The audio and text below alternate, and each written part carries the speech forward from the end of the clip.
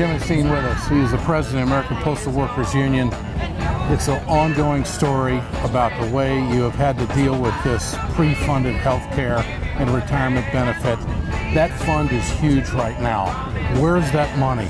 Is it going to your workers? What's happening? No, we consider it a theft of postal revenues, which is created by the users, not the taxpayer, into the federal treasury. We don't know what they're doing it there.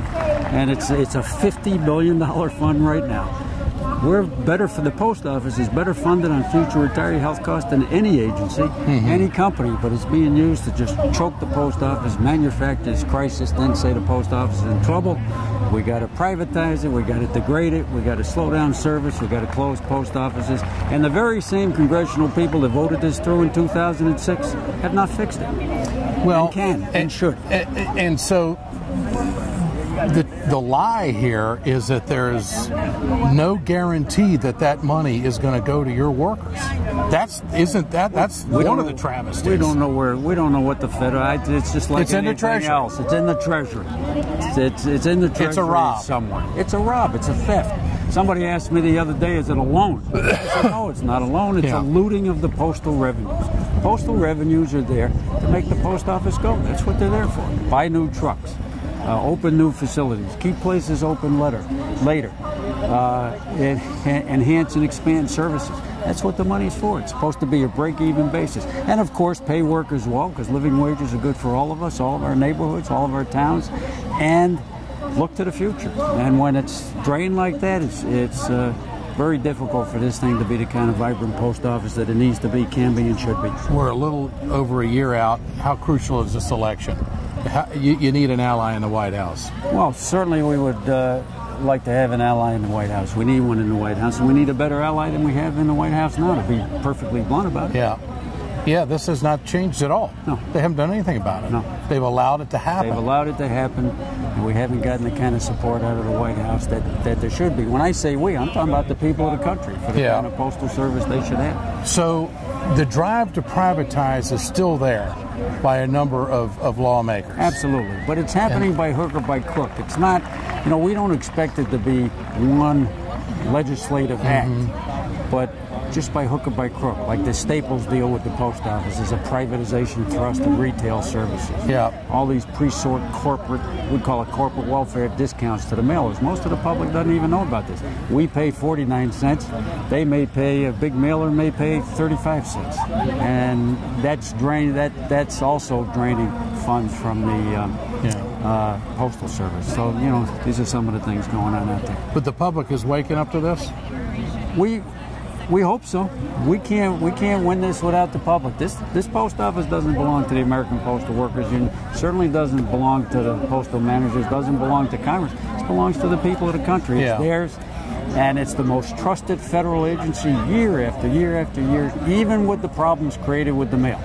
And so the people of the country are going to have to stand together. We're standing with them. We hope they stand with us to make sure that we have a vibrant public postal service for generations to come. It can be, it needs to be, and the day of e-commerce is probably more important than ever. Mark, there's a candidate out there that very clearly has been in your corner, Bernie Sanders.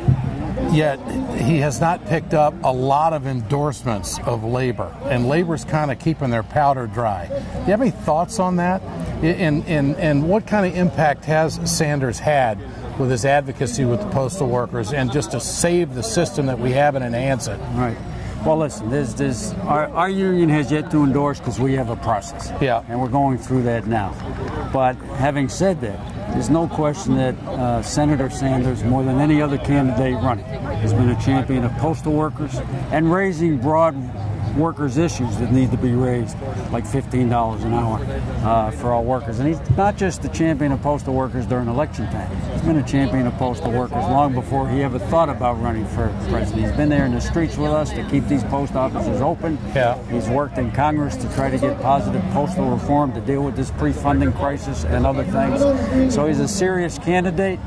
He's certainly hitting and creating tons of excitement. People in the country are disgusted, rightfully so, and I think Senator Sanders is right. People are saying enough is enough of the billionaires ruling, and that includes the billionaires ruling when it comes to the post office. So I know, and I would expect that Bernie Sanders is going to have more labor support as time goes on. We're going to be talking about it in our union shortly. We have some executive board meetings and some big meetings with the workers. I've simply asked, as the president of my union, for people to give me their opinion. And the opinions that are coming back are running pretty strongly that Bernie Sanders has been there for us. We need to be there with Bernie Sanders, but more importantly, we need to work together to build a movement to save this national treasure. Are your workers motivated? Are your union members motivated to do the social networking and the boots on the ground that's going to be needed? For instance, in Ohio. I mean, that is going to be such a pivotal place in this next election. What about that? I think, look, it's always a challenge to motivate. But I think it depends who the candidates are. Yeah. I think if it's Tweedledum, Tweedledee, people are going to stay home and not be that motivated. I think if there are candidates like Bernie Sanders that people trust, they trust what they're saying, they know it's just not election time promises, the program and the platform is very concrete, and they've been a champion out there fighting for us, I think you're going to see a lot of motivation and a lot of excitement in the campaign. So we'll have to see what happens. I can tell you our members are like a lot of union members.